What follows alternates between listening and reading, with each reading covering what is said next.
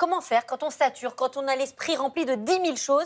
Eh ben, ce que vous nous dites, c'est qu'il y a une solution magique, c'est la to-do list. Oui, la fameuse to-do list, celle où on liste toutes les choses que l'on a à faire tous les jours pour être sûr de ne rien oublier. Ça vous parle? Oh Oui, mais Voilà, encore j'étais faut-il sûre. se rappeler qu'on a fait une to-do list. Oui, alors la j'oublie, to-do list, non, mais là, c'est un de la autre to-do problème, list. Mélanie. Alors, effectivement, les to-do list, c'est pas une mode, en fait. C'est vraiment une réponse à un environnement de travail et de vie qui s'est accéléré. On doit faire plus de tâches et plus vite. Donc, forcément, c'est un outil qui va nous servir. Et d'ailleurs, on a un chiffre qui est assez frappant. On faisait entre 30 à 50 tâches par jour dans les années 70. Et maintenant, on en fait entre 100 à 150. Donc, c'est des micro-tâches. C'est je fais le dîner, et puis en même temps, je fais la présentation de travail du lendemain, et puis je m'occupe de la lessive, De prendre etc., rendez-vous pour l'école des des enfants. croquettes, voilà, bref, plein de choses. Donc, effectivement, c'est assez vertigineux. Et vous nous expliquez que ça peut nous aider concrètement au quotidien, la to-do list. Pourquoi, comment? Bien sûr, en fait, c'est un peu comme une meilleure amie. En fait, elle nous permet de lutter en fait contre la charge mentale.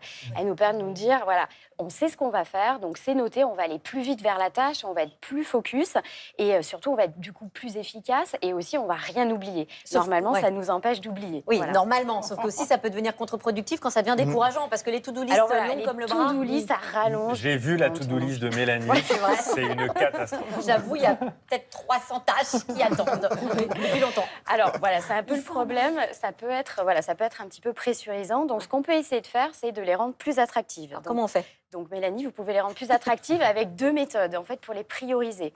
Donc la première, c'est on prend sa to-do list classique, d'accord? Sauf qu'en fait, on va regarder en termes d'objectifs. Qu'est-ce que je veux réaliser à court terme, à moyen terme et à long terme?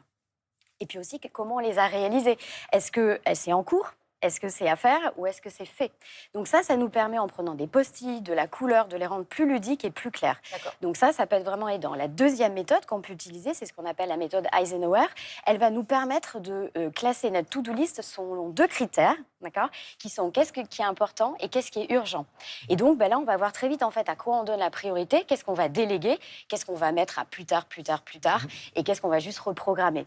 J'aime bien ces 2 méthodes-là. Tout de suite, ça permet de mieux classer. Oui, c'est ça. Et donc, quand on priorise mieux, on est plus clair et c'est plus réaliste. Ça devient aussi plus réalisable, plus tenable. Parce que c'est important, surtout, d'avoir 3 choses parmi toutes les to-do list qu'on va choisir. Parce que chacun la sienne. Il y a vraiment une histoire de besoin sur la to-do list. Il faut prendre celle qui nous fait du bien. Donc, 3 choses à réaliser par jour, c'est déjà énorme.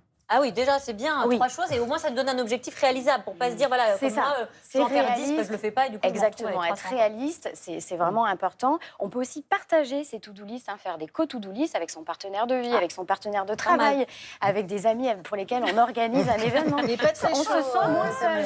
Parfois, on se sent moins seul.